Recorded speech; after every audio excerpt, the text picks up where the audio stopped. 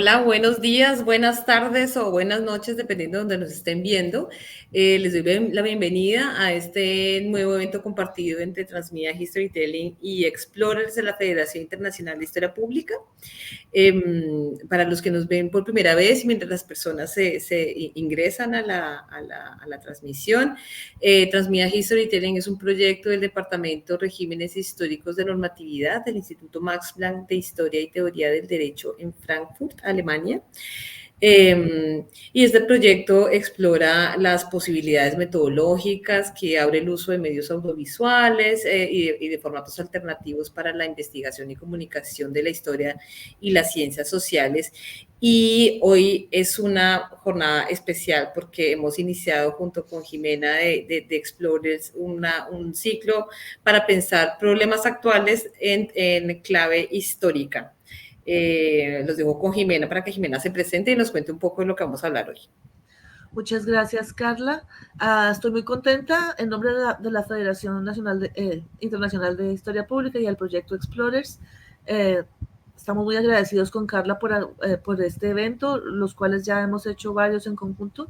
A mí me encanta esta alianza que tenemos con Carla porque siempre tratamos temas pues realmente muy interesantes y los invitados que tenemos siempre son espectaculares, como ahorita vamos a hablar con Guillermo Ramos Flamerich. También para quienes nos ven por primera vez, el proyecto Explorers es una plataforma virtual de la Federación Internacional de Historia Pública donde nos reunimos mes a mes para hablar de historia pública, cómo la podamos entender, sus prácticas, etcétera, etcétera, etcétera. Y en este momento estamos dedicadas precisamente a hacer un énfasis en América Latina y todo lo que está pasando en la región. Entonces, muchas gracias y bienvenido, Guillermo. Bueno, muchas gracias por esta invitación para poder conversar un asunto que la situación en Venezuela parece algo de pasado, presente y futuro, porque parece que no termina este aluvión noticioso de cada año es algo diferente, pero bueno, aquí estamos como para tratar de comprender y problematizar un poco esta situación. Muchas gracias, Guillermo. Bueno, les voy a presentar a Guillermo. Guillermo Ramos Flamerich es licenciado en Comunicación Social de la Universidad Católica Andrés Bello, con una maestría en Estudios Latinoamericanos en el Instituto de Altos Estudios sobre América Latina de la Universidad Sorbona Nueva París III. En 2015 formó parte de la 8ª edición del programa de jóvenes líderes iberoamericanos de la Fundación Carolina, celebrado en España y Bruselas, y en la actualidad cursa el doctorado en Historia en el Centro de Investigación y Documentación de las Américas, en París también, y escribe habitualmente para medios en Venezuela y en el extranjero. Hoy, como les estábamos diciendo y también dijo Guillermo, Carla y yo vamos a entrevistar a Guillermo, donde él va a analizar la pérdida del sistema democrático en Venezuela como consecuencia de un proceso histórico iniciado hace un cuarto de siglo, en el cual se prometió una revolución que contemplaba una democracia participativa y protagónica y la cual terminó llevando a Venezuela nuevamente a un sistema autoritario. Para ello, Guillermo revisará los antecedentes de luchas y construcción de la democracia representativa en el siglo XX, su desprestigio y caída a finales de ese siglo y la irrupción del chavismo, primero como esperanza, luego como retorno al caudillismo y al reposicionamiento de las alianzas de Venezuela en el tablero mundial.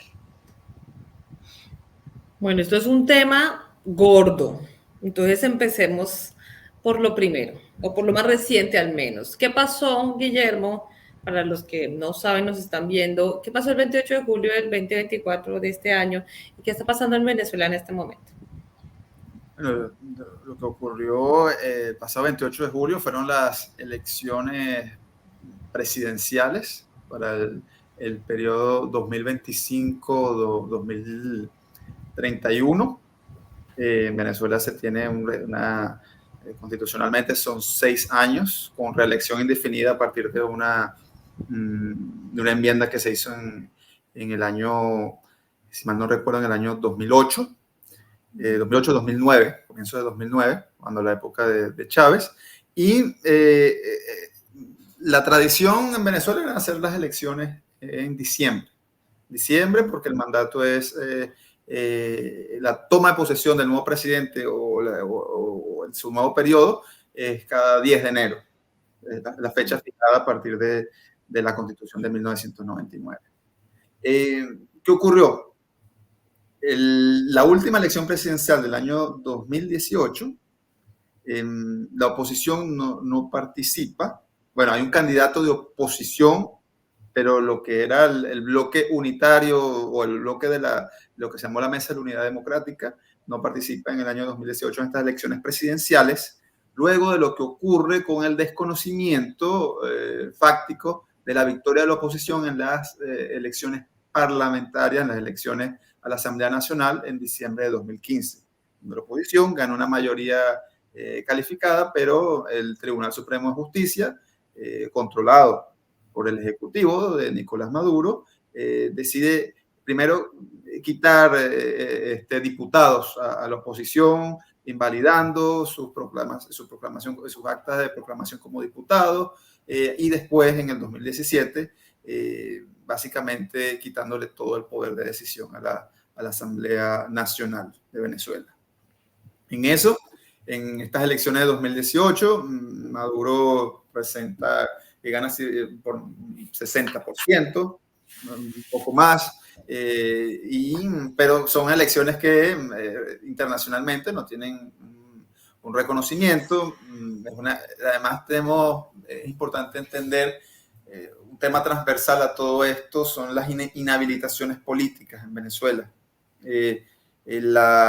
Cuando un político en la oposición a Maduro, y eso ya había empezado desde el propio Chávez, en menor escala, pero ha llegado hasta su punto, no sabemos si cumbre, pero hasta un punto muy alto, la inhabilitación de todo candidato o de todo líder político que tenga alguna opción de ganarle en este caso a Nicolás Maduro. En 2019 vimos todo este proceso de la proclamación del gobierno, lo que se llamó el gobierno interino de Juan Guaidó, que era el presidente de la Asamblea Nacional, por el tema de la elección no comprobada o no ni verificada ni aceptada del 2018.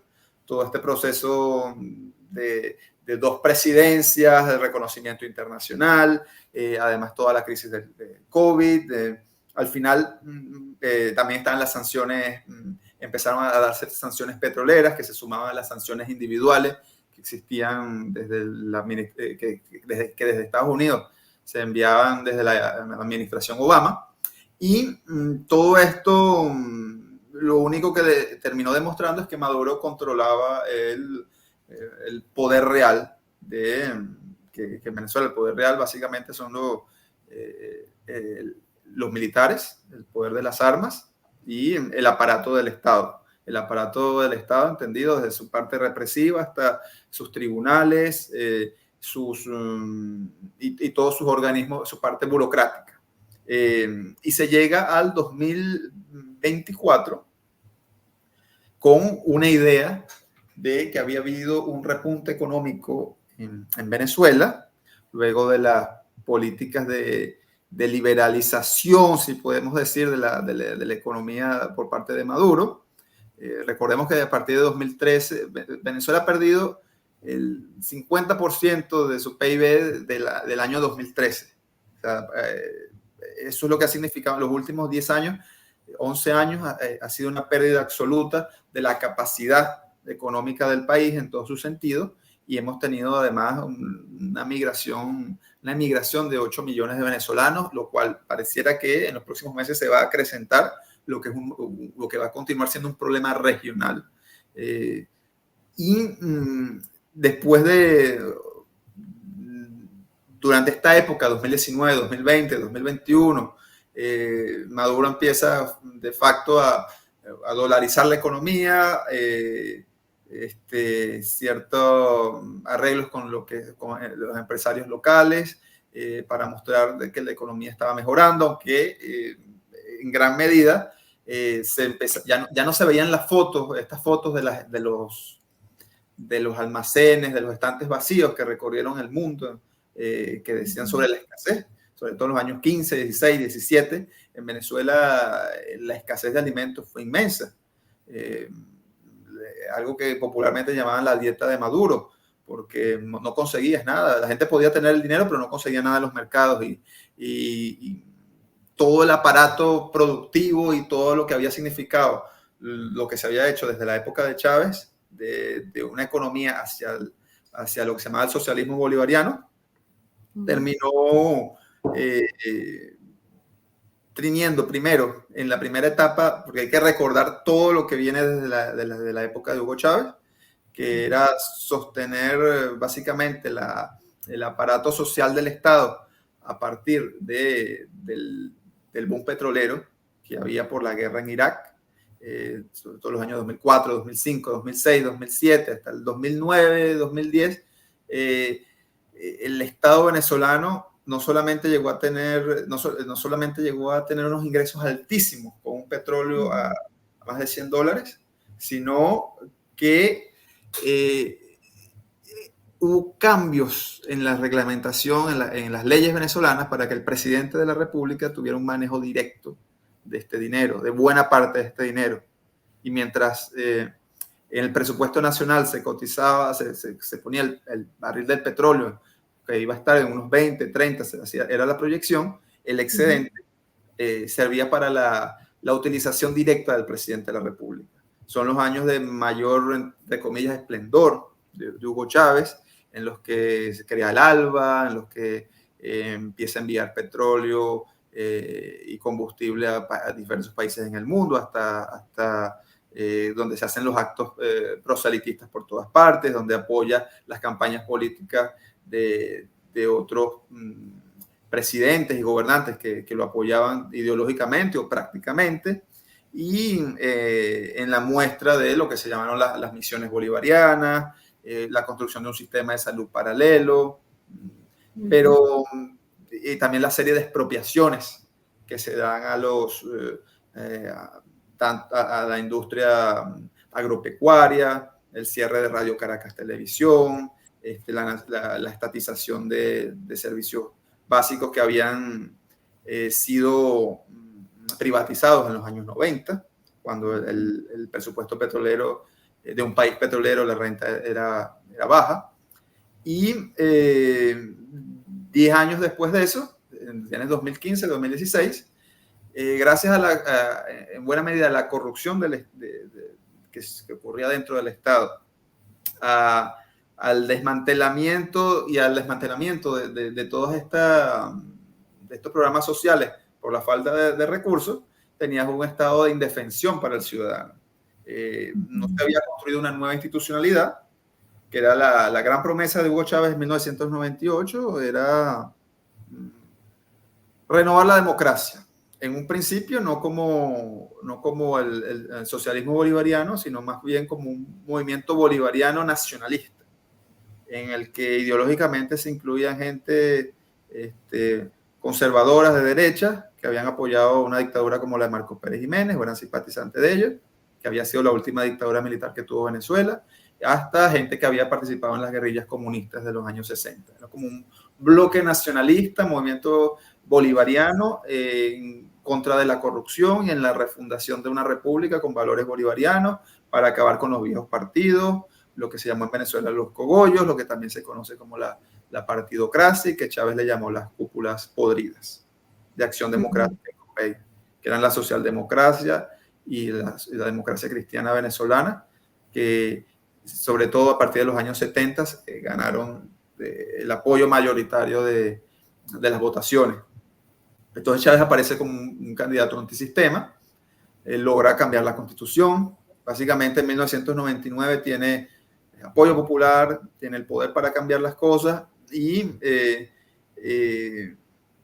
ahí empieza una serie de desencuentros que van a llevar a todo este proceso. No sé si... Gracias, no, gracias Guillermo. Este panorama que pintas es súper complejo.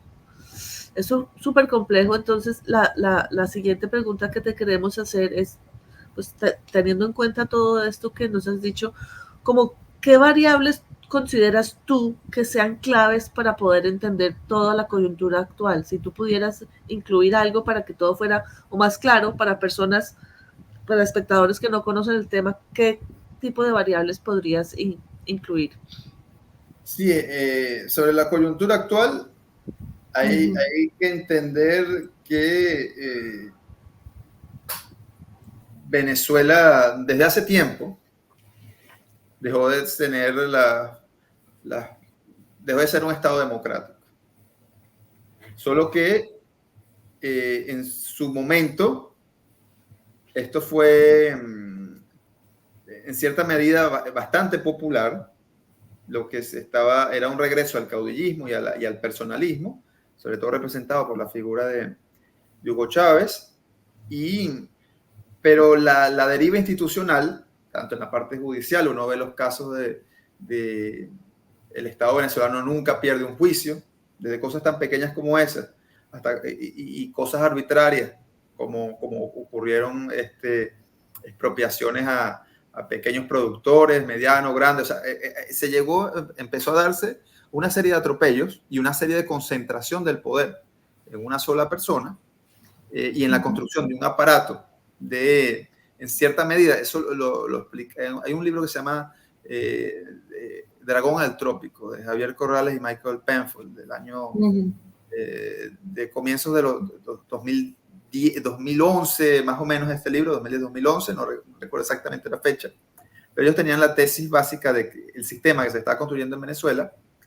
mientras hubiese dinero y mientras tuviese apoyo popular, no sería represivo, porque se podía llevar las cosas de la mejor manera. Se podía llevar las cosas cuando empezaron los problemas en los servicios de energía a gran escala, de la electricidad o los primeros síntomas de escasez en los años 2010, 2011. Hugo Chávez lo que tomaba era la decisión, bueno, vamos a renovar toda la energía eléctrica, tenemos el dinero para ello. Mucho de este dinero se perdió en procesos de corrupción, lo que no ocurrieron las inversiones, o se decían, hay escasez de tales alimentos, bueno, vamos a importarlo desde Brasil, vamos a importarlo desde países, cualquier socio comercial que tuviese Venezuela en el momento. Además que si algo ocurrió durante todo el periodo de Chávez y parte de Maduro, y sigue ocurriendo, es que el suministro de petróleo a Estados Unidos habrá bajado, habrá en algunos momentos parecido que se ha parado, pero ha sido continuo. Ha sido continuo ese suministro. Hubo un momento y todo en la mitad de década de los 2000, 2006, 2007, aunque las relaciones políticas con Estados Unidos no eran buenas, las relaciones comerciales eran, en cierta medida excelentes. Entonces, se fue construyendo todo este aparataje, un aparataje que incluía la presencia de las Fuerzas Armadas en los cargos públicos. Desde el año 99 los militares en Venezuela pueden votar, pero también hubo una cierta militarización del poder público nacional, teniendo miembros de las Fuerzas Armadas deliberadamente opinando en política, participando en política, también en temas en escándalos de corrupción, y a su vez un estado hay mucha compra de lo que es armamento, de tecnificación de lo que es el tema de las policías, a pesar de que lo que es la criminalidad y la violencia en Venezuela ha sido muy alta. En estos años ha bajado se dice que por el éxodo, por la crisis, etcétera, y que, por cierto, Donald Trump lo usa como una parte de la campaña política en Estados Unidos, diciendo que ahora Caracas es la ciudad más segura del mundo porque enviaron a todos sus inmigrantes a Estados Unidos. Entonces, es un debate extraño y bipolar que se da ahí. Como todos los debates de Trump. Sí. Entonces, sí, además que, bueno, esa es toda otra historia que se pudiese contar, lo que ha sido la relación sobre todo de Trump y Maduro, que mucha gente dice que, bueno, son parte representan a diferentes medidas estos autoritarismos de del siglo XXI, y que lo que frena o no a que alguien se termine de hacer las cosas es la fuerza y de la institucionalidad de ese país. En Venezuela, Hugo Chávez construyó un sistema que a él le servía bastante, personal, de decisión personal y de toma del poder y de control del poder en todas sus instancias. Primero era acabar con los partidos políticos tradicionales, y lo logró. Luego era tener el poder sobre la empresa petrolera, lo logró. Luego todo el tema de tener el poder mediático, lo logró. El tema del poder judicial también lo logró. Y el tema de proyectarse en el poder indefinidamente. Pero ¿qué ocurre? Hugo Chávez muere. Dice que la gente debería votar por Nicolás Maduro. Nicolás Maduro hereda dos cosas. Uno, como sucesor de Chávez, hereda básicamente esa estructura de poder, y hereda una crisis económica que Hugo Chávez no llegó a ver como tal, porque muere justamente en el punto exacto en que comienza la crisis. Una crisis también, se dice que sobre todo el último año se buscó un gasto público, se duplicó el gasto público para que la elección de Hugo Chávez en 2012, 7 de octubre de 2012, fuera la reelección, fuera contundente, porque había un candidato de la oposición surgido de primarias, y bueno, ahí lo que hereda Maduro tampoco es un panorama, no es el mejor panorama para comenzar un gobierno, pero como en sistemas abiertos y en sistemas donde hay alternabilidad del poder, lo bueno es que si tú le ganas a quien está en el poder, tú puedes echarle la culpa al que vino antes. Esa es la culpa de ellos. Yo estoy empezando. Maduro no podía echarle la culpa. No puede decir el viejo truco. Exacto, la vieja confiable, como dicen. No, es culpa de la administración anterior. Exacto, no puede decir, no, la administración de Chávez me dejó deuda, me dejó esto. No, porque tenía que todo su poder o su cuestión basada en que Chávez le había dicho que votaran por él. Y también en el 2013 esa elección entre Maduro y Enrique Capriles fue muy cuestionada, dado que el punto está en discusión de con cuántos puntos pierde Capriles o gana Maduro, o una diferencia mínima, y en esos casos, cuando hay unas diferencias tan pequeñas, yo creo que en un sistema democrático tiene que haber cierta apertura a entender que por lo menos la mitad del país no está contigo. Pero entre protestas, radicalizaciones, todo, Maduro terminó convirtiéndose en lo otro que hablaba de este libro de Penfold y Corrales, de que el sistema, cuando tiene dinero y es popular, no es represivo. Cuando ya no tiene el dinero, pero ya tiene el control de las cosas, puede lanzarse a una ola de represión, de presos políticos, de censura, de exilios, de fallecidos en protestas, más de 120 fallecidos en las protestas de 2017, de controles mediáticos, y una especie de tema sui generis, porque por un lado, las denuncias de todo esto que está ocurriendo la hacían pensadores, filósofos, historiadores, dirigentes políticos. Se hacían desde el propio año 98 de lo que iba a ser un posible gobierno de Hugo Chávez. Y eres como la cuestión del lobo, la leyenda, la historia del lobo, de que ahí viene el lobo, ahí viene el lobo, ahí viene el lobo, y eso por mucho tiempo se estuvo diciendo. Y no, autoritarismo, totalitarismo, el sistema es esto, o sea, desde el año 98. Y como se ha repetido tanto y se ve que hay una cierta maniobra donde se muestra un sistema, el sistema en Venezuela, donde hay cierta oposición, se permite cierta oposición, ciertas críticas en los medios. Entonces, todas estas denuncias parecen no tan fundadas por lo tanto que se han dicho. Y lo otro es que el tema Venezuela se ha utilizado sobre todo en las campañas por los grupos por candidatos y partidos de la derecha política en América Latina para que no gane la izquierda. Se usaba como un tema de debate interno, lo que le ha quitado seriedad al asunto, a la seriedad dramática de lo que está ocurriendo en Venezuela.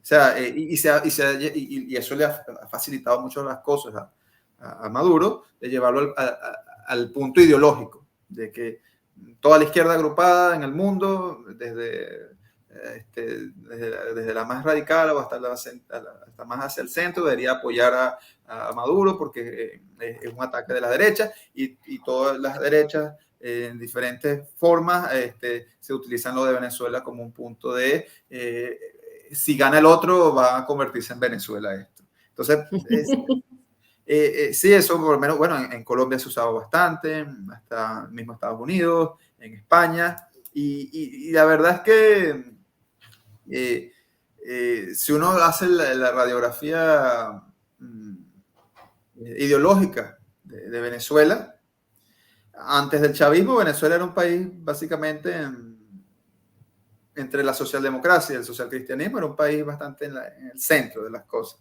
entre las opciones ideológicas. Eso, las derechas tradicionales, a diferencia de países como Colombia, no tuvieron el poder político en el siglo XX, sobre todo en la segunda mitad del siglo XX, en la época democrática. Y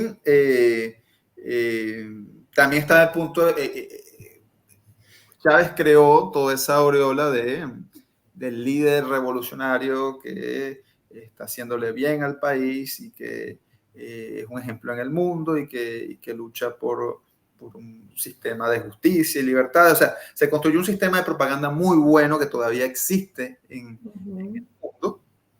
Claro, ya en estos momentos, tantos sectores de la centroizquierda, parte de la izquierda en el mundo, y bueno, también los sectores de derecha y centro derecha, han visto que el sistema venezolano, si de algo carece, de democracia. Entonces vemos lo que ha expresado presidente como el de Chile, Gabriel Boric, o como Lula da Silva, que fue validor por muchos años de Maduro y gran amigo de Chávez, se ha alejado un poco de esto. Y también está todo el dilema Petro en el debate en Colombia. Entonces, por allí, también eso es otro problema agregado a lo que ocurre en Venezuela, que es que el dramatismo de la situación de represión, de violación de derechos humanos y de falta de democracia y de respeto a la soberanía popular, se toma como si fuera un debate meramente ideológico. En la oposición venezolana, dentro del mismo chavismo, hay todo tipo de debates internos de grupos bastante conservadores, en temas de derechos sociales, en temas en todo tipo de temas, y en la oposición también es muy variada. Lo que sí ha ocurrido básicamente es de que muchos de los venezolanos que han emigrado por el mundo han tomado posiciones radicales contra todo lo que pueda representar izquierda, hasta suena la palabra socialismo, porque fue tanta la repetición, que se ha hecho en Venezuela. Con eso hay casos de gente torturada mientras se escuchaba música revolucionaria, etc. Ha sido tanta el abuso de la propaganda, también el abuso con el tema del voto en Venezuela, que se usa el tema del voto, porque somos democracia porque tenemos elecciones, somos democracia porque tenemos elecciones, somos democracia porque tenemos elecciones. Y Venezuela, que ha sido una ciudad, una sociedad que hizo del voto una gran lucha en el siglo XX, esto se ha llevado hasta el tema del absurdo. Y ese es uno de los otros problemas, que alguien decía el daño antropológico que ha ocurrido en la sociedad venezolana con todo este proceso traumático, donde nadie sabe dónde ponerse en el tablero de qué. y donde nadie sabe, donde está la incertidumbre de qué es lo que va a ocurrir. Claro, pero a mí me gustó mucho la metáfora que sacaste, que saliste con lo de Pedro y el lobo, porque, claro, uno desde afuera escucha, y ha venido escuchando siempre dos visiones de Venezuela. La primera es que todo es un gobierno popular y que tiene unas bases sociales fuertísimas y que realmente está ahí porque tiene sus bases sociales muy grandes. Y el otro es que no tiene ninguna, que no tiene ninguna, que están ahí a punta, es porque los militares están ahí, es por culpa de la propaganda y nadie se explica, más o menos, o sea, este discurso no explica cómo es que el sistema dura por 25 años. Entonces yo quisiera un poco hablar de las bases del chavismo y de las bases que ahora tiene Maduro, porque según lo que tú lo estás diciendo, se han transformado. Unas cosas son las bases sociales que tiene el chavismo recién inicia y hay una serie de transformaciones y que también esas bases son muy distintas a nivel interno. Yo quisiera que nos contaras un poquito más alrededor de eso, porque pues, ¿cómo se sostiene? ¿Cómo se sostiene el régimen? ¿Quién lo apoya? Y qué tan distintas, qué tantas divergencias hay entre esas bases sociales al inicio y estas que están al final. ¿Realmente ahorita no tiene nada o qué está pasando allí? Sí, bueno, gracias por la pregunta, porque no se puede ver de una forma monolítica. Entender estos 25 años, no es que en los 25 años el chavismo no tuvo a nadie, la oposición sí, o que en los 25 años la oposición siempre fue mayoría. No. O sea, lo que ocurre, Chávez llega al poder con un 54% de los votos, pero de ese 54% entendiendo que hubo una extensión como de un 40%. Entonces, ahí lo que es más una desilusión hacia lo que existía, lo que estaba ocurriendo con el sistema democrático, que una expresión sobre todo de descontento. Chávez llega por el descontento. Y tiene tiene una luna de miel larga, la luna de miel política, porque su promesa de refundar al país lo lleva con el proceso constituyente. Una persona discursivamente bastante carismática, que sabía conectar con los valores populares de los venezolanos. Pero llega el año 2000, 2001, 2002, y hay constituyente, hay discursos, pero no hay obra, no hay como que obra pública, y no hay grandes realizaciones, no hay cambio. En 3 años de gobierno no hay nada, más allá de constitución, cambios de nombres y algunas otras obras que venían desde la administración anterior. Y empiezan también los primeros roces con el empresariado, con el empresariado y con la Confederación de Trabajadores de Venezuela. Y esto es lo que lleva a todos los sucesos del año 2002, que todavía es un debate, porque una gran marcha el 11 de abril busca ir hasta el Palacio Presidencial y hay 2 muertos de ese día.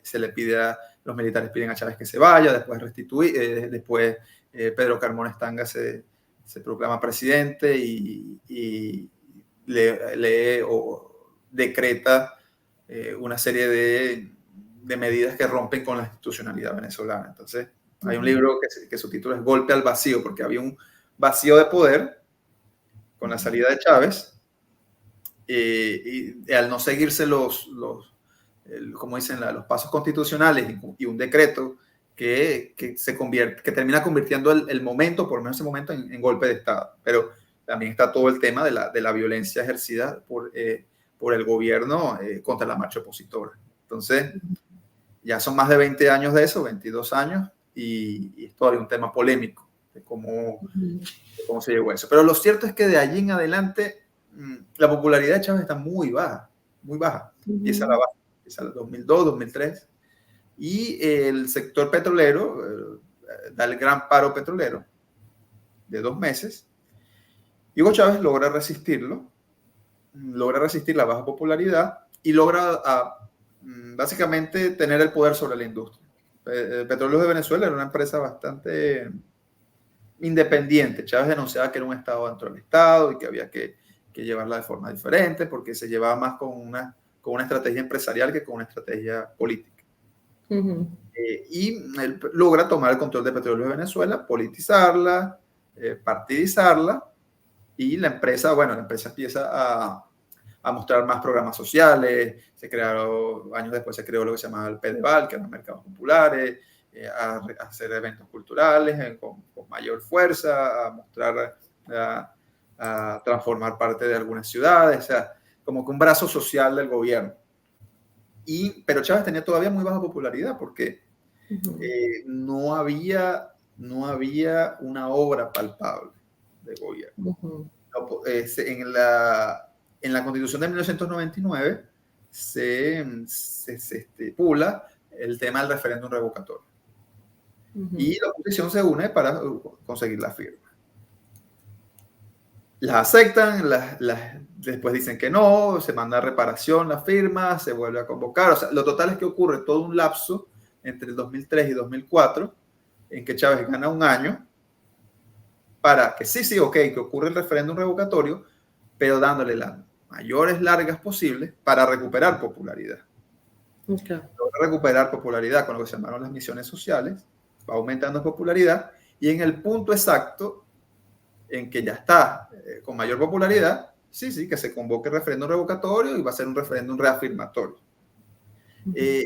Ahí ya uno ve que hay un manejo de la institucionalidad que vulnera el sentido de justicia por parte de lo que es el balance del poder. Hasta qué punto el Ejecutivo puede decidir o no todo este tema de elecciones, que uno lo ve en diferentes panoramas, en diferentes sistemas, donde se forza muchas veces la ley para adaptarse a lo que quiere el Ejecutivo. Bueno, en esta primera parte ocurre eso. Ahí se forza que se convoca el referéndum revocatorio, pero en un momento en que me convenga más a mí.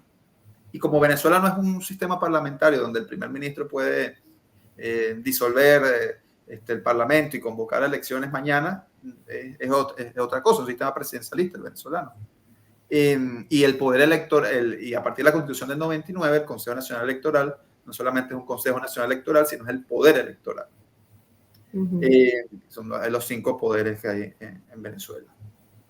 Y al Ejecutivo, Judicial y Legislativo se agrega el poder ciudadano y el poder electoral.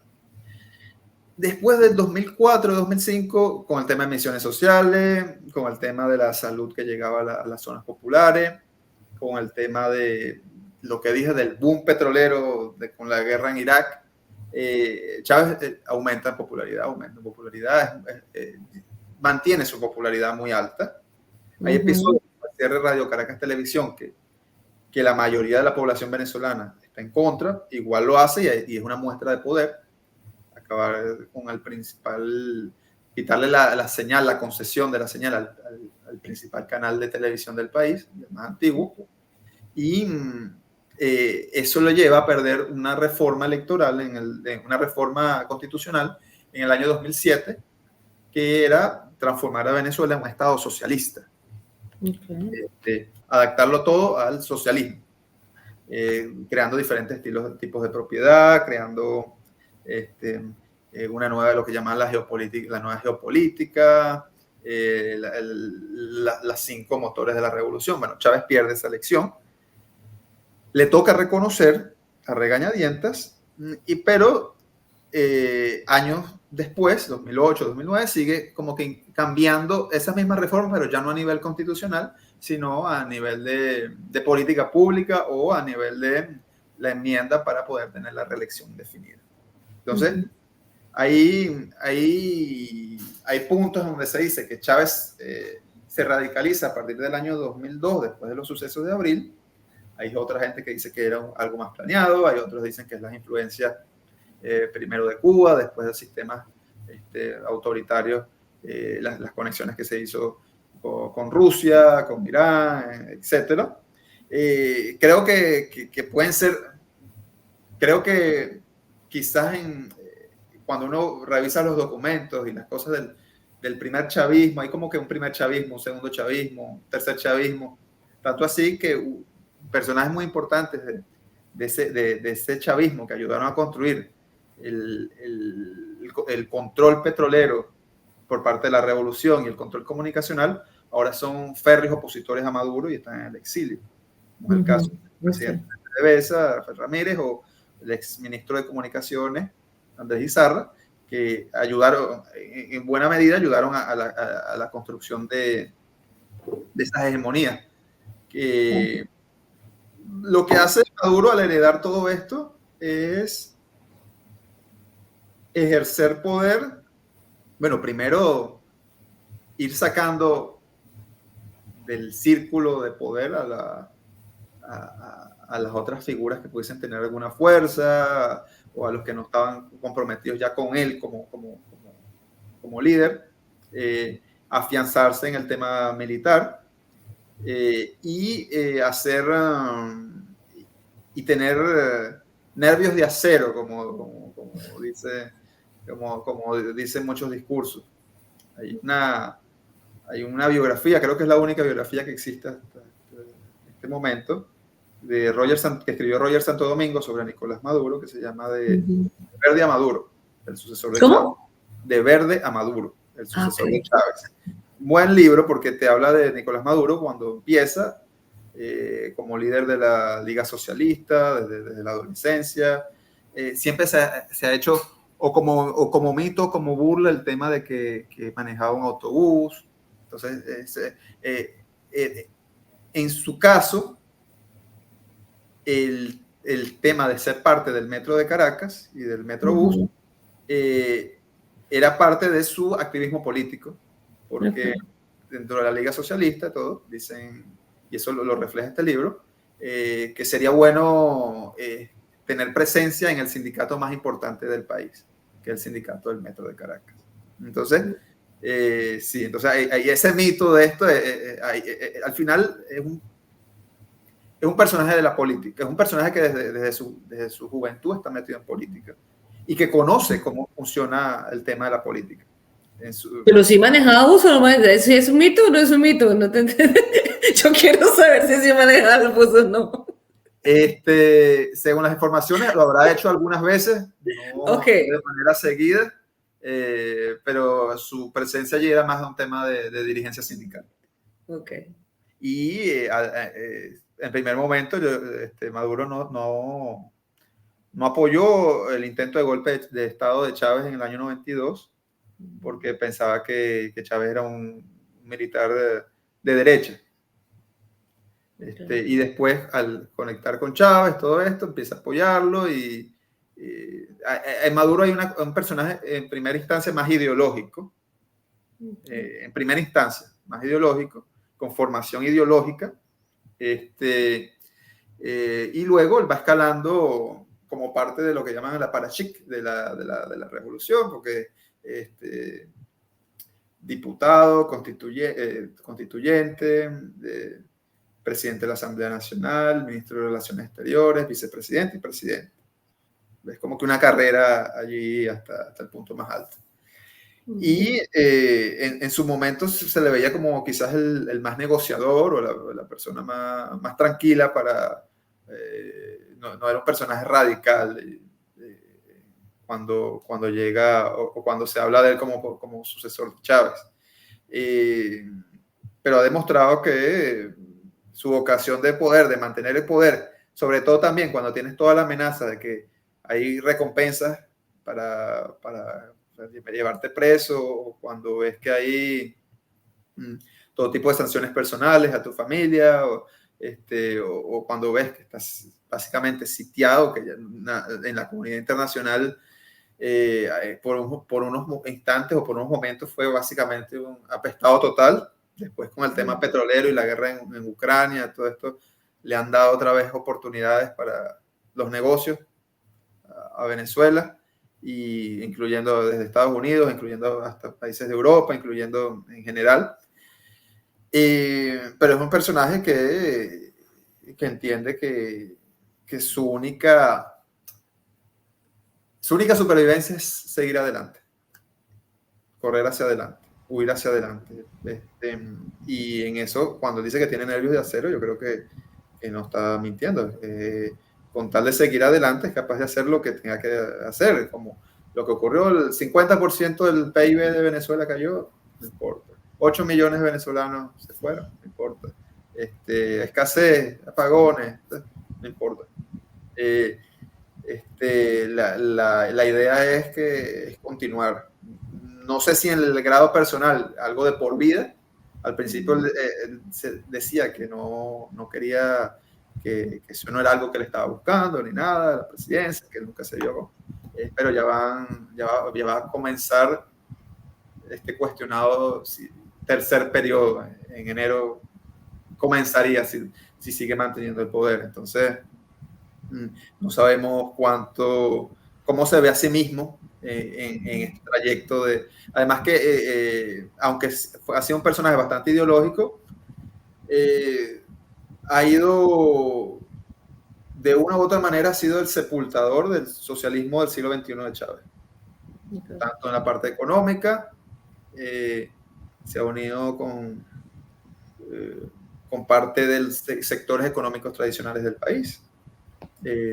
Ha liberalizado la economía a un sistema de desigualdad cada vez mayor, la dolarización de facto de la economía, todo el tema para la facilidad de importación, y otra cosa que tiene Nicolás Maduro como personaje es que está aferrado a la cultura pop venezolana de los años 70, 80, 90, esa que fue tan famosa por las telenovelas, por programas, no sé, Sensacional, etcétera, que ha convertido, al no tener el carisma de Chávez, pero ha convertido su política en un espectáculo, en otro tipo de espectáculo, no el mismo espectáculo de Chávez, que era un espectáculo más de personal y de carisma personal, pero desde cosas como hacerse famoso por errores, bueno, ahí está todo un debate si lo hizo a propósito o no, pero lo que sí se ha juntado de todo tipo de artistas, muchos artistas que en algún momento fueron de oposición y todo, son parte ahora son parte del gobierno, para proyectarlo como que Venezuela está como había sido en los años 70, en la época de la Gran Venezuela, como que tiene esa idea de que Venezuela, la cultura pop venezolana, de ese imaginario de lo pop, de lo televisivo, de la puesta en escena, está presente en la manera en que ejerce gobierno y en la manera en que otros líderes políticos del chavismo en la actualidad ejercen su presencia mediática. Entonces, en cierta medida, sí es verdad que Maduro entierra parte del proyecto de Hugo Chávez, pero a la vez es el gran continuador de lo que el mismo Chávez había construido como modelo, como sistema hegemónico de poder, porque ellos lo decían, de una revolución, primero Chávez decía hasta el 2021, después hasta el 2000 siempre, hay una vocación hegemónica de controlarlo. Se mostraba más amable y más democráticamente formal, más amable a los estándares de lo que llamamos la democracia occidental, mientras tuvieron la mayoría, o no la mayoría, o por lo menos tenían un gran apoyo popular o un mediano apoyo popular. Cada vez que lo va perdiendo, ahorita Maduro evidentemente no es un personaje popular. Y yo creo que también está aunque ha hecho de todo en tema de propaganda para aumentar su popularidad, desde abrirse TikTok, todo esto que les he comentado. Creo que a Maduro se le asocia con el hambre, con el periodo de 2015, 2016, 2017, de la gran hambruna y del gran éxodo. Y cuando tú ves gente que murió, gente que rebajó mucho de peso, gente que se está yendo por las fotos en el Darién o venezolanos de todo el mundo, es imposible, por lo menos, por mucho tiempo, que Maduro como personaje sea popular. Y aquí, las elecciones del 28 de julio, que las ponen el 28 de julio porque es la fecha del natalicio de Chávez, era una posibilidad de que hubiese un cambio y una salida pacífica a todo esto, y que había cierta apertura por parte de la comunidad internacional y de la oposición de negociar con que no fuera una salida traumática ni de persecución. Claro, hasta la misma líder de la oposición actualmente, María Corina Machado, que es la que en su momento llegó a ser tajantemente radical contra Chávez, le dijo a Chávez en su cara que expropiar es robar y todo esto, y es que era vista con miedo por ciertos sectores del chavismo. Ella misma llegó a moderar su discurso, y el candidato Edmundo González Urrutia, el candidato de oposición, un tipo bastante equilibrado, con experiencia, bueno, con 75 años y con una experiencia de unos 50 años, de más de 50 años como diplomático. Hubo una ilusión de que el país podía, de manera pacífica y democrática, cerrar la página de estos 25 años. En Venezuela, los proyectos políticos han durado entre 20 a 40 años, más o menos. La democracia representativa duró 40 años. La hegemonía andina, aunque con diferentes presidentes, pero la hegemonía andina como tal duró unos 46 años. Guzmán Blanco, el autócrata civilizador, a mediados del siglo XIX, habrá durado, a finales del siglo XIX, lo que fue el gran partido liberal amarillo, unos 20 años, el primer proyecto también 20 años. Entonces se veía como que, y en cierta medida sí es el cierre del ciclo histórico del chavismo, porque un proyecto que empezó con la esperanza popular de cambios, de transformación, de democracia participativa, está tomando los peores rasgos de dictaduras que vimos en el Cono Sur en los años 70, los peores rasgos de los autoritarismos actuales, y también con un muy alto grado de corrupción en diferentes y amplios sentidos. Entonces, ese es lo difícil de la situación actual. Lo difícil y lo difícil de proyectar un panorama claro, porque la vía que existía de cambios pacíficos, por los momentos, al parecer, fue bloqueada, y es la misma estrategia de Maduro de correr hacia adelante. Gracias, Guillermo. Esta respuesta me da pie para unir, de hecho, unir dos preguntas que te teníamos en una, ya que lo mencionaste. Además, nos sirve, mejor dicho, la transición entre lo que nos acabas de contar y la siguiente pregunta es perfecta. Después de todo lo que nos has contado, ¿por qué crees que Chávez no cayó en los diferentes intentos que hubo para sacarlo del poder, y por qué Maduro no ha caído? Pero además quiero unir esa con la mención que hiciste de Edmundo González. ¿Quién es Edmundo González Urrutia? ¿Por qué está en España? Si tiene tanto apoyo, ¿por qué no logró derrotar a Maduro? Ok, sobre el tema de Chávez, hay muchos factores que juegan allí. Uno de ellos también es la suerte. En historia uno sabe que hay cosas que ocurren, hay cosas que no, por decisiones de instante. Por muchos años a Chávez se le vio como frágil, como que podía caer en cualquier momento, sobre en la primera etapa, ¿no? Del 99 al 2003, 2004 se veía como ocurrió como ocurrió con presidentes de izquierda en esa época, como Lugo en el Paraguay, o como la destitución que se dio en otros gobiernos. Había creo que fue en el 2004 que derrocaron en Haití a este presidente Aristide, y el gobierno tenía una propaganda que decía como que ni Venezuela es Haití, ni Chávez es Aristide. Sí, creo que en un evento como el del año 2002, Chávez, que iba hacia la baja, entre la suerte, entre los errores de la oposición y lo terrible que fue ese decreto lo que se llama el decreto Carmona, los militares dijeron, no, es mejor restituir a Chávez que con todo y eso, y bueno, es presidente constitucional hasta el año 2007. O sea, también en esos días de abril, aunque se ha tratado de construir una épica al estilo soviético de la toma del Palacio de Invierno, pero en menor escala hubo una presencia popular protestando de dónde estaba Chávez. Una presencia popular que fue creciendo cuando se vio que los militares estaban dispuestos a restituirlo.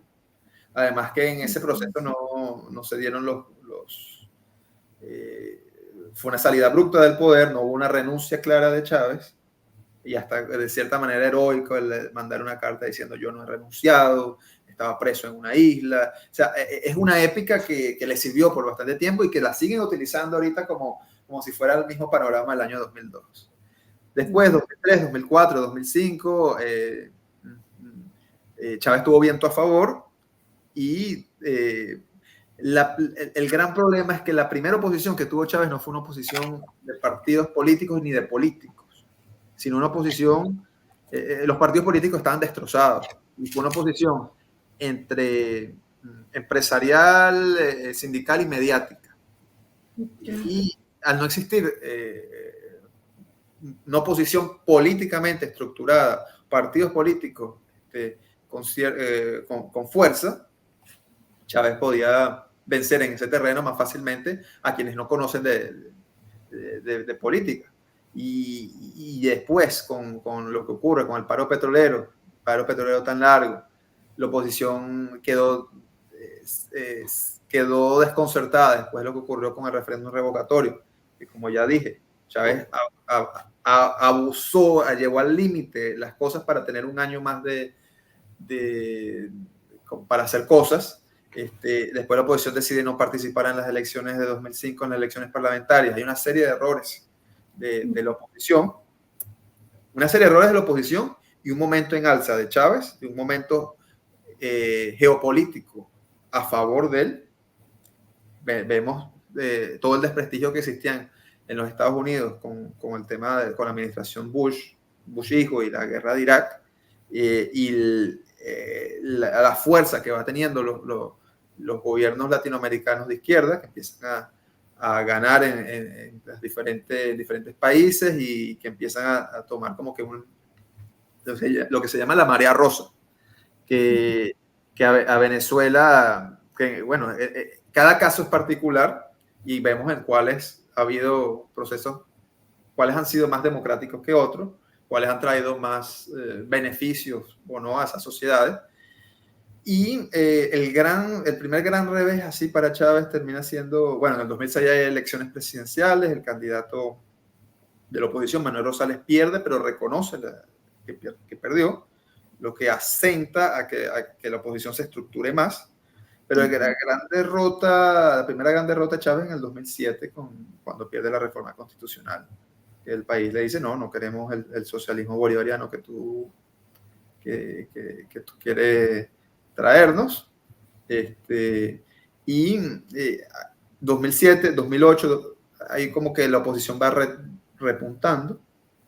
2010, con las elecciones parlamentarias, claro, en ese tiempo ya se dan las reformas a la ley electoral para que la sobrerepresentación de los diputados o no. Por eso es que en el 2010, a pesar de que la oposición sacó un porcentaje bastante alto, el chavismo obtiene una mayoría, una gran mayoría, y en las elecciones de 2015 ocurre al revés. La oposición sale sobre representada en la Asamblea Nacional, pero vemos que el Tribunal Supremo la va anulando.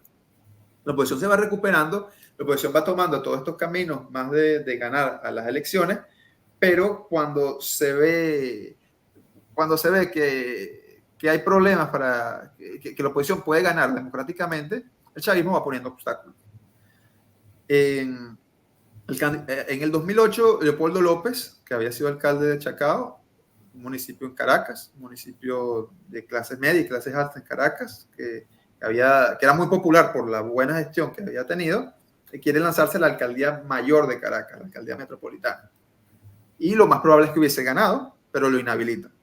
Ahí se empiezan a ver las primeras... ¿Y por qué? Por un tema municipal, con unas partidas presupuestarias que se usó para pagar otro, si mal no recuerdo, era algo así, o sea, pero se busca hasta lo más mínimo para una inhabilitación. Okay. De todas maneras, gana el candidato de la oposición, Antonio Ledesma, y ¿qué hace el chavismo? Le quita todas las competencias de la alcaldía mayor y crea una nueva estructura que se llama Gobierno del Distrito Capital. Okay. Entonces, ahí es donde uno ve que no es que Chávez estaba en un juego democrático, era una democracia a su conveniencia. Que en otros países en América Latina ha ocurrido y ocurre, en estos momentos pueden ocurrir, que las estructuras de poder hacen que no se dé el cambio. Es verdad. O como ocurría en México, cuando la oposición le ganaron al PRI en una gobernación y el PRI saca los tanques de guerra a la calle, ¿no? Aquí esta gobernación la ganamos nosotros. Bueno, un poco eso. Ese parte del chavismo se parece más a esas experiencias de democracias que hemos tenido en América Latina con ciertas maniobras, y eso va creciendo. En 2012, Chávez tiene su última campaña porque básicamente se estaba muriendo de cáncer y decide lanzarse a campaña. Y gana esa elección. El candidato de la oposición, Enrique Capriles, reconoce que ha perdido su derrota. Y lo que viene luego, bueno, también es una época de cambio discursivo del propio Chávez, que por muchos años dijo lo de patria, socialismo, muerte. Cuando se vio que ya estaba enfermo, que en cualquier momento podía morir, decía, no quiero hablar más de muerte, hay que hablar de vida. Cambia el color rojo y empieza a utilizar otro tipo de colores. O sea, hay también un cambio de mentalidad. Eso sería interesante analizar en algún momento, cuando se esté escribiendo la historia de todo esto, esa última etapa de Chávez. Y en el 2013, Maduro es candidato a la popularidad del Chávez muerto. Está toda la estructura y el control del poder que tienen del dinero del Estado, del gasto público. Pero hay un voto sentimental, pero Maduro, o sea, la aceptación de Chávez en octubre, meses antes, los que votan por Chávez, no una inmensa mayoría, pero un número importante que Maduro reduce radicalmente hasta 50-50. Entonces, son como unos 10, 15 puntos que se pierden en menos en un mes de campaña política de Maduro. Entonces, de allí en adelante, del 2013 en adelante, el chavismo conoció otra dinámica en la que ha sido hacia la baja y dejó de ser un modelo o una cuestión popular de base, para transformarse sobre todo para ir derivando en lo que es hoy, que hay que decirlo, una dictadura del siglo XXI, con todo lo que eso significa. Tú estás hablando... Ahora lo de Edmundo ahorita. Lo de Edmundo, perdón. Edmundo González Urrutia es un diplomático que acaba de cumplir 75 años, formados en el periodo democrático. Fue embajador en Argelia, en Argentina, estuvo en Centroamérica, coordinó lo que fue la cumbre iberoamericana de presidentes que ocurrió en la isla de Margarita en 1997. También ha compilado y escrito biografías, libros sobre diplomáticos venezolanos, libros sobre la política de Venezuela con Brasil. O sea, es un autor de diversas obras de un carácter académico y un perfil bastante bajo. en ese sentido. Por cierto, que ha circulado en internet una foto donde aparece González Urrutia en la residencia presidencial de la Casona en los años 90, en un encuentro entre los presidentes Caldera y Samper, en el año 95, si mal, 94, 95, esa foto. O sea, de él, una vida bastante privada, pero trabajando para lo que se llama la Mesa de la Unidad Democrática, la plataforma democrática en Venezuela. Y en octubre de 2023 ocurren las primarias de oposición. María Corina Machado gana con 90, 85, 90% del voto de la oposición, pero está inhabilitada. María Corina Machado dice, bueno, si yo no puedo ser la candidata, voy a nombrar una candidata, que es una profesora que se llama Corina Lloris, una profesora de filosofía, también desconocida, y el Consejo Nacional Electoral dice, no puede, no la dejan inscribirse literalmente, o sea, no hay computadora para que te inscribas, o sea, el lapso cierra hoy, no te puedes inscribir. La Mesa de la Unidad Democrática tenía una tarjeta que si alguien no se inscribía, se perdía para el tarjetón, y el presidente, como de honor, el presidente de la Mesa de la Unidad Democrática era Edmundo González Urrutia, y bueno, pongan ahí mi nombre. Y como candidato tapa. Okay. Sí, no hay más allá de eso no hay una épica, sino, mira, necesitamos un nombre, bueno, dale, pon mi nombre. Y luego ocurre eso, hay negociaciones de quién podría ser el candidato de la oposición.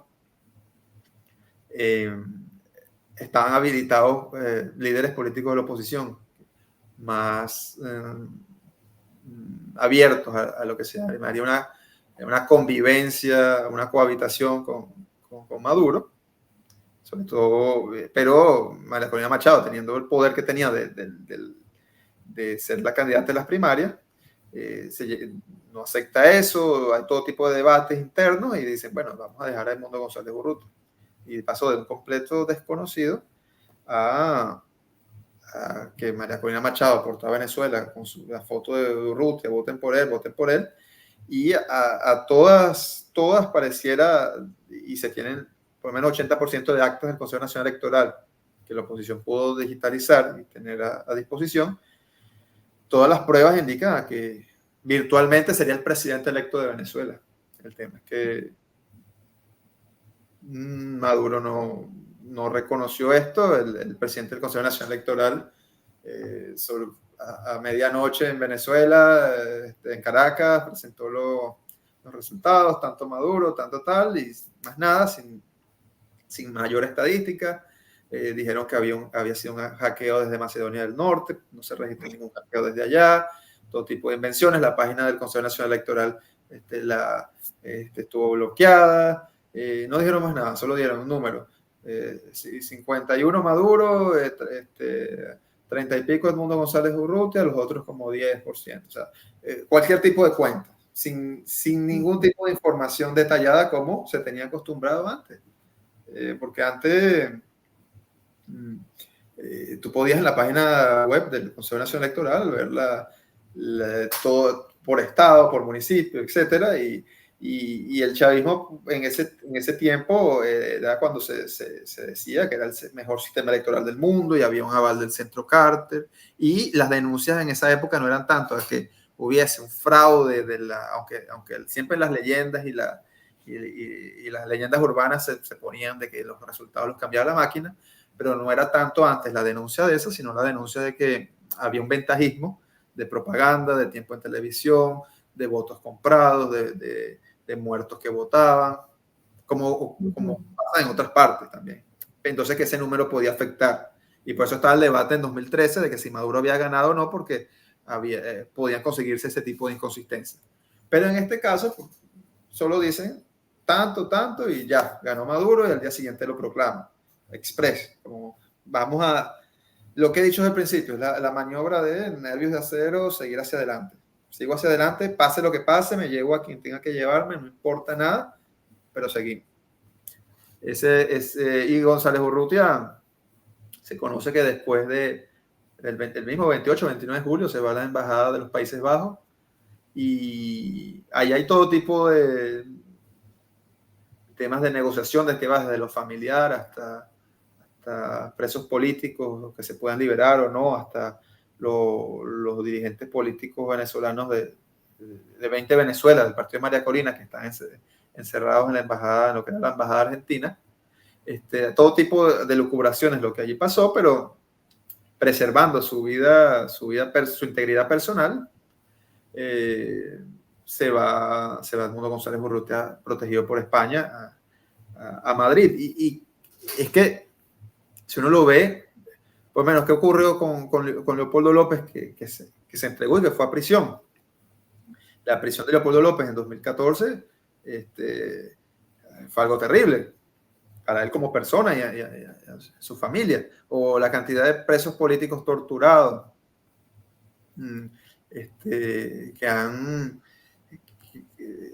los casos que se escuchan de lo que ocurre en el Helicoide, en lo que se llamó La Tumba, todas las denuncias que hay de tortura a presos políticos, yo creo que cualquiera se pensaría o a exponerse a eso o a buscar cómo exiliar. ¿Y por qué no tienes, por qué no hay todo ese apoyo en las calles actualmente? Bueno, porque hay miedo. O sea, la gente salió el mismo 28, hay tanto esas imágenes icónicas de la gente tumbando las estatuas de Chávez y todo, porque la situación había cambiado. Pero empezó una ola de persecución tan grande, porque antes la represión del gobierno era sí, presos políticos, tortura, pero sobre todo represión a las grandes manifestaciones. Pero empezó una oleada de lo que se llamó la Operación Tuntún, que es denunciar a tu vecino, ver los estados de WhatsApp de la gente, llegar a las casas y llevarse a los testigos electorales, mucho secuestro, amedrentamiento por parte de funcionarios de la Guardia y la policía. Ya se pasó del ámbito de la manifestación política, la represión y el miedo, pasó al ámbito personal, a lo más íntimo del día a día.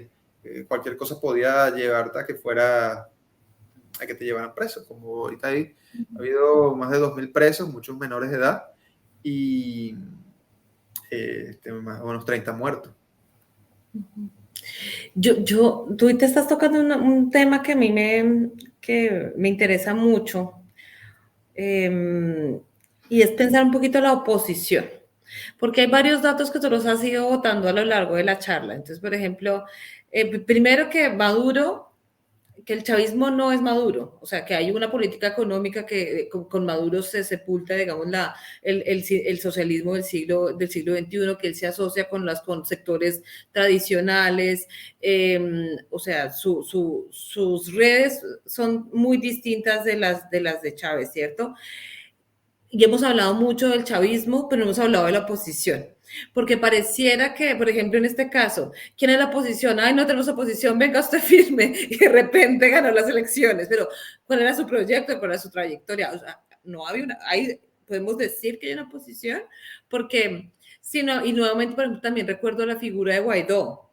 Y no sé si es un poco como que me pregunto cómo funciona esto de la puesta en escena. Tú que estabas diciendo que el Maduro juega mucho la puesta en escena, esta de la novela de los 70s.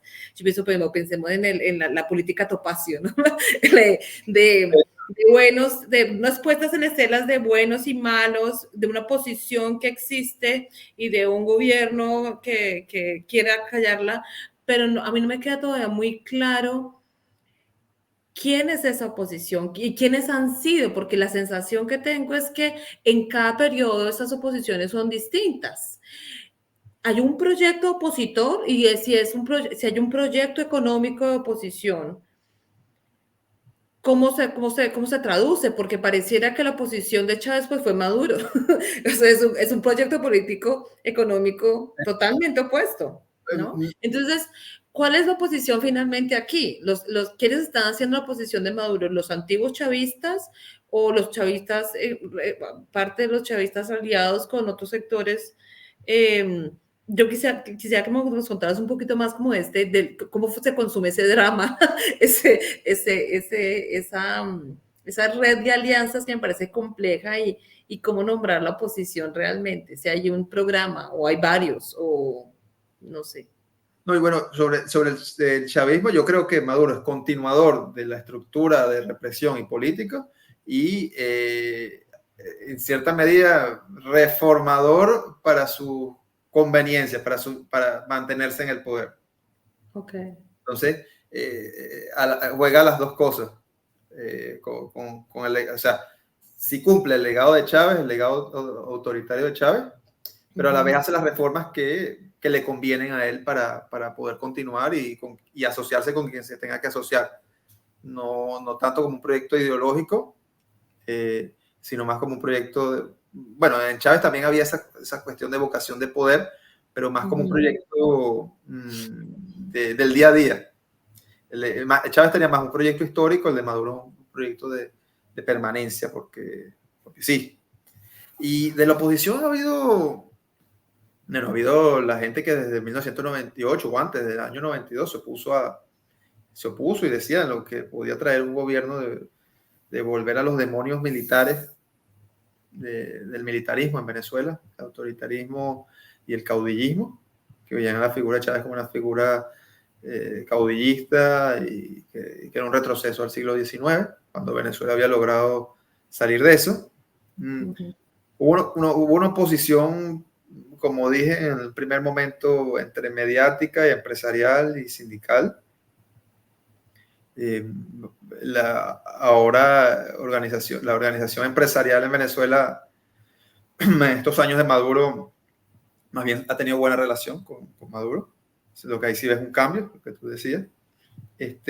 Luego hubo una oposición fuerte desde lo que fue sectores también como el sector petrolero, los trabajadores, pero Chávez fue como que eliminando ese tipo de oposición. Luego un surgimiento y fuerza de partidos políticos más de centro derecha y centro izquierda, más de un proyecto socialdemócrata, un proyecto que es en la campaña del año 2006. Luego la oposición estudiantil, que fue poderosa contra Chávez, la oposición de los estudiantes universitarios que salieron a las calles. Y luego la oposición de partidos. También en un primer momento, en primera etapa de Chávez, la oposición de la sociedad, lo que se llamó la sociedad civil organizada, de ONG, de derechos humanos, de defensa del voto, de defensa de cierta, en contra de las reformas que quería hacer el gobierno. Y luego se fue afianzando una oposición de partidos unitaria, en lo que bueno, primero fue Coordinadora Democrática y después Mesa de la Unidad y ahora Plataforma Unitaria Democrática, donde básicamente hay todo tipo de posiciones ideológicas allí unidas, desde gente que militaba en la extrema izquierda, hasta gente bastante reaccionaria, hasta gente bastante en el centro, como es Edmundo González Urrutia, personaje más en lo que sería el centro ideológico, más con formación como demócrata cristiana. Esa oposición al presentarse unida en elecciones como 2015 y tener resultados, se veía allí como que ya se había logrado el punto de inflexión para salir de Maduro y salir del chavismo. El chavismo ahí mostró su lado más autoritario y es increíble cómo si en un momento el país, Venezuela, estuvo polarizado entre chavistas y antichavistas, que se hablaba siempre de la polarización nacional y la polarización que ocurre en Venezuela, esa polarización ha ido cayendo, la gente ha sentido como apatía a lo que, en general a la política en un momento, sobre todo después de temas como no ocurrió el tema de Juan Guaidó en el año 2019 y esto no llevó a un cambio real, pero también ha logrado la radicalización discursiva de mucha gente. Y lo que comentaba, que era una sociedad que en su momento era bastante socialdemócrata, la sociedad venezolana. Ahora tú ves que mucha de la inmigración venezolana en el exterior o los comentarios que hay, ha ganado fuerza una sociedad como más conservadora. Quizás como ocurre en países que han experimentado dictaduras de este estilo, la gente se va, gente que fue muy chavista hasta hace unos años, ahora se va al otro lado contrario. Eso está pasando mucho. Pero creo que la oposición es tan amplia en Venezuela que ahorita más bien se están sumando nuevos, gente que fue chavista, gente que fue funcionarios altos del chavismo, la oposición es muy homogénea. Y el proyecto de país, ha habido muchos planes de gobierno, ha habido ideas, de 100 ideas de la unidad, ha habido todo esto.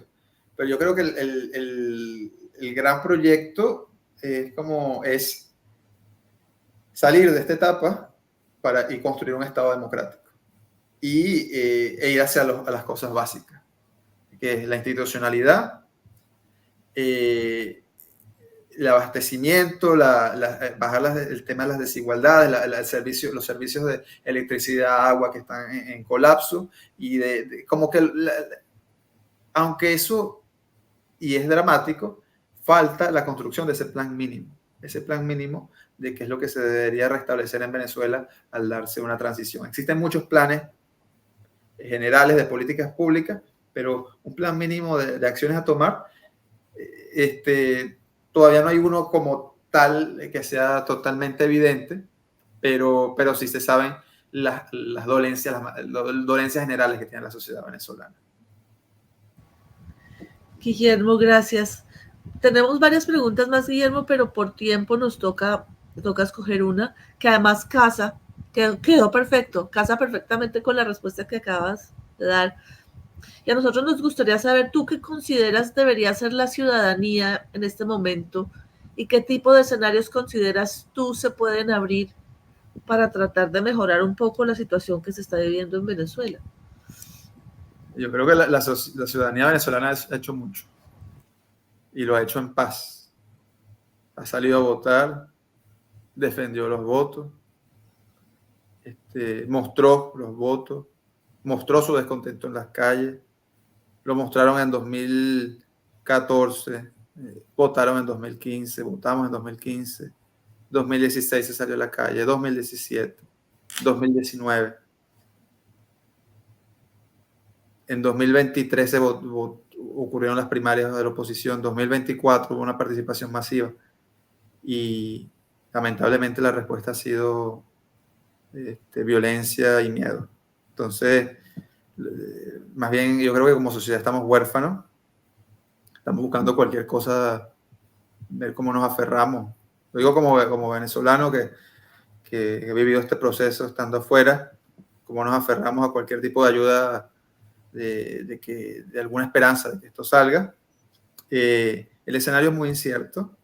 El escenario básico es que lo que es evidente es que Maduro controla el poder, controla las armas y el estado de represión, y que la situación para la región va a seguir siendo dramática, la migración venezolana por el mundo. Es un problema regional que otros gobiernos también creo que no saben cómo atajarlo. Se ha buscado la mediación de Brasil y Colombia, pero ni siquiera Maduro contesta para hacer una reunión virtual. Hay todo tipo de discursos, unos más ideológicos, unos más en apoyo a lo que está, a la lucha de los venezolanos. Pero el panorama es bastante desolador, ¿no? Actualmente.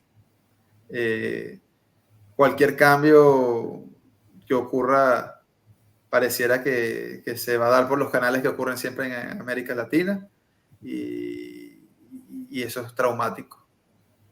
Esta hubiese sido ya vendrán nuevas oportunidades, creo yo, de que la sociedad venezolana pueda democratizarse, institucionalizarse, y ha ocurrido en otras veces, pero por los momentos una gran oportunidad para salir de esto de la mejor manera posible fue bloqueada, ha sido bloqueada.